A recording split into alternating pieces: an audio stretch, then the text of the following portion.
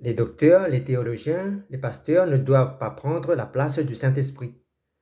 L'Esprit de Dieu est la source de la foi, et les docteurs, les pasteurs, les théologiens doivent être des humbles serviteurs de Christ, de l'Église. Premièrement, la foi chrétienne est un don vivant, une action du Saint-Esprit dans nos cœurs, bien plus qu'un simple savoir humain. Trop souvent, dans nos sociétés cultivées et savantes, où abondent les informations diverses et variées, peuvent nous induire en erreur en confondant la foi, la raison et de ce qui relève de la révélation. Cette confusion peut nous éloigner de l'essentiel, à savoir le Christ. Deuxièmement, le Saint-Esprit est la source d'eau vive de la foi. Il est ce souffle de vie spirituelle qui vient éveiller en nous la confiance en Jésus-Christ. Cette lumière intérieure éclaire notre esprit et notre vie. Sans l'Esprit de Dieu, la foi resterait une idée vague, un concept abstrait, un ensemble de doctrines figées. Le Saint-Esprit fait germer la vie de Dieu en nous. Il fait vibrer notre âme et c'est toujours lui qui rend vivante la parole de Dieu que nous écoutons. Troisièmement, les docteurs, les pasteurs, les théologiens expliquent la foi et enseignent. Ils ont un rôle précieux, mais limité. Si le Saint-Esprit en est écarté, ils sont comme des jardiniers qui cultivent les saintes écritures avec soin, pour que la vérité puisse être mieux comprise, mieux communiquée. Mais ces jardiniers ne sont pas eux-mêmes la source de la vie. Ils ne peuvent pas produire la foi ni remplacer l'œuvre du Saint-Esprit dans le cœur du croyant. Autrement dit, la foi vient de ce qu'on entend, et ce qu'on entend doit venir de la parole de Dieu. La foi connaît qu'une seule parole. La foi vient de la parole de Dieu et non de la personne qui prononce cette parole de Dieu. Il faut toujours faire la distinction entre la parole de Dieu et les paroles qui viennent des personnes par qui la parole de Dieu vient. Quatrièmement, il y a donc un grand danger à vouloir substituer le savoir humain au savoir issu de la parole de Dieu. Quand la théologie, dans certaines prédications, s'habille d'arrogance, quand elle oublie son lien avec le Saint-Esprit, ces théologies, ces doctrines risquent de devenir stériles, voire de fermer le chemin à la véritable rencontre avec Dieu. La prière, l'écoute, l'ouverture aux directives de l'Esprit sont indispensables pour que notre intelligence soit vraiment éclairée et renouvelée. Cinquièmement, l'infaillibilité n'appartient pas aux docteurs, aux théologiens, ni au pape, mais à Dieu seul, qui est parfait de toute éternité. Aucun homme, aucun savant ne détient la totalité de la vérité, de la sagesse de Dieu. L'Église tout entière, guidée par l'Esprit de Dieu, est la gardienne humble de cette vérité. L'Église de Jésus-Christ est infaillible, mais ses serviteurs sont faillibles. Sans l'Esprit, autrement dit, nous devons toujours garder dans notre cœur cet esprit d'humilité et de dépendance à Dieu, et reconnaître que sans Dieu et sans son esprit, notre foi ne tient pas.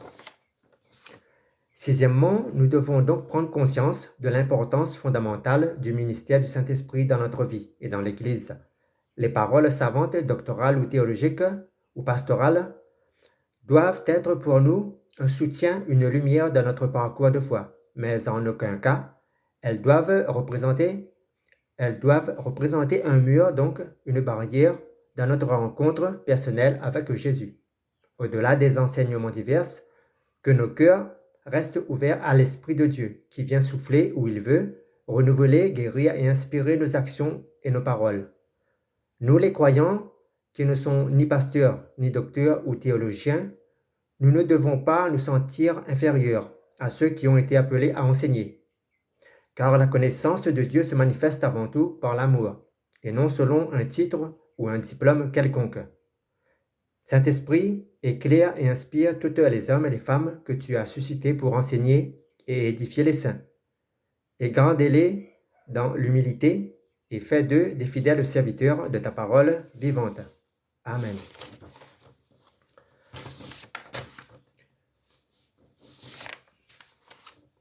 D'après l'apôtre Paul, au-delà de ce qui est écrit, il y a aussi notre propre conviction qui engendre la division. Selon l'apôtre Paul, la division parmi les croyants ne vient pas seulement des différences d'interprétation des Écritures, mais aussi de la façon dont chacun exerce sa propre conviction personnelle. Par exemple, dans 1 Corinthiens 8, Paul parle de la question de manger de la viande offerte aux idoles. Il explique que bien que notre connaissance nous permet de savoir que les idoles ne sont rien, certains, à cause de leur conscience plus fragile, peuvent être blessés par ces actes, ce qui peut donc créer des divisions.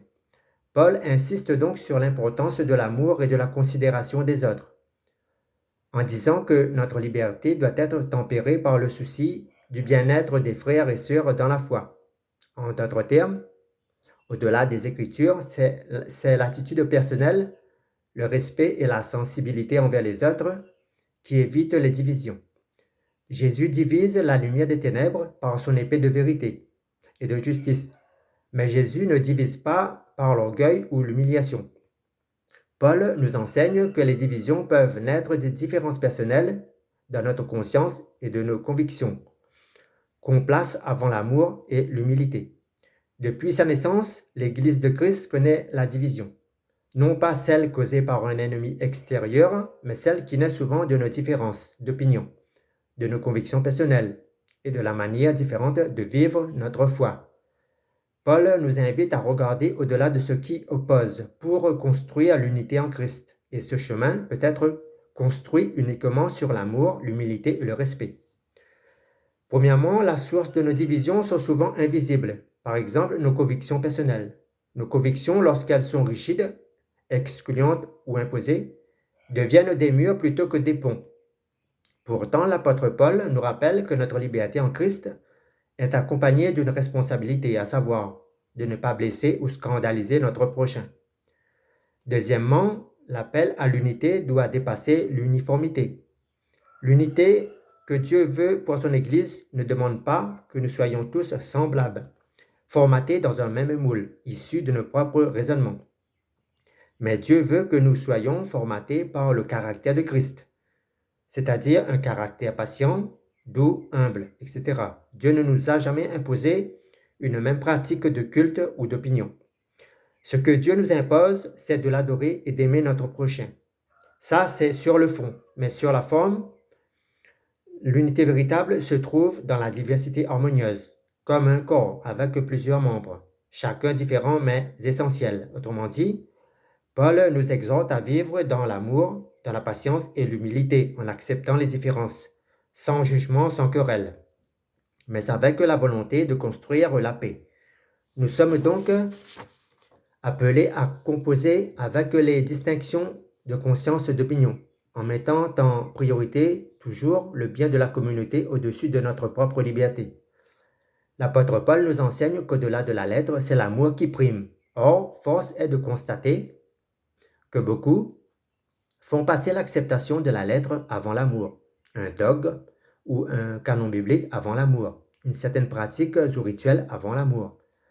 Troisièmement, nous devons reconnaître qu'il y a des personnes qui n'ont pas les mêmes convictions que nous et reconnaître la légitimité des différences, sans chercher à imposer notre point de vue. Car c'est Dieu qui fait pousser, ce n'est pas nous. Autrement dit, c'est la parole de Dieu par l'Esprit qui conduit dans la vérité et qui affranchit de l'ignorance, et non notre manière d'imposer une conviction par la force, par l'orgueil ou l'humiliation, etc. Nous devons donc être conscients que notre compréhension de la parole peut être limitée et que nos frères peuvent aussi être guidés par le Saint-Esprit.